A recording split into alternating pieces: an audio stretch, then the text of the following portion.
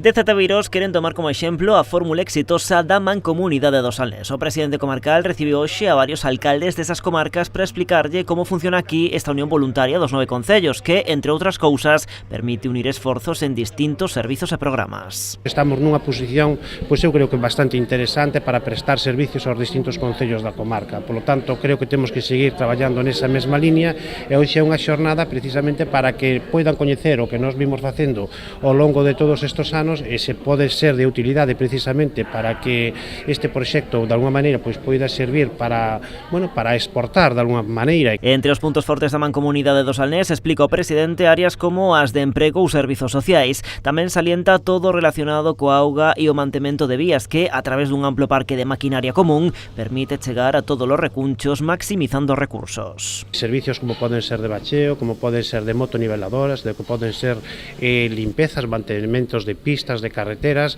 que ese outro bloque tamén moi importante porque de alguma maneira son esas necesidades reais que pode ter cada un dos concellos. No que é a comarca do Salnés, un servicio moi importante, imprescindible, é precisamente ese bombeo e esa distribución de auga pola comarca que para nós, sendo un concello pois moi turístico, pois a verdade é que é necesario precisamente esa infraestructura, por lo tanto é un bloque moi importante dentro do que pode ser esta comarca. Cuestións que despertaron o interese dos concellos das comarcas de Deza e Zetaviros, uns municipios que petan na porta do Salnés porque teñen enriba da mesa un plan de expansión. Nestes momentos, a Mancomunidade de Terras de Deza está integrada por Lalín, Silleda, Rodeiro e Vila de Cruces. Teñen en marcha un proceso de expansión que suporía reintegrar a Dozón e a Golada e sumar tamén a Estrada e Forcarei de Tabairos Terra de Montes. Queren aproveitar este proceso para replicar ali o modelo que temos aquí. Obviamente, nós o que quixemos é mirar donde copiar algo, porque hoxe está todo inventado.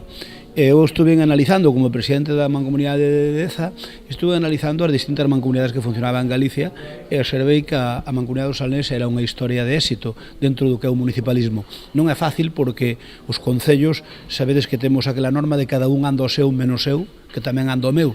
Por lo tanto, é moi difícil poñernos de acordo aos alcaldes, salvo que, neste caso, pois, sendo de distintas formacións políticas, hai un entente cordial que non hai noutros sitios. Por lo tanto, buscámoslo de exemplo e puxémonos en contacto co presidente e máis co xerente. A Mancomunidade do Salnés tamén acompañou esta mañá os alcaldes de Deza e Zetaviros a unha xuntanza co conselleiro de Presidencia en Santiago, un encontro que agardan sirva para acelerar a incorporación dos novos concellos ao seu organismo, pero que marcan como punto de arranque o 2026.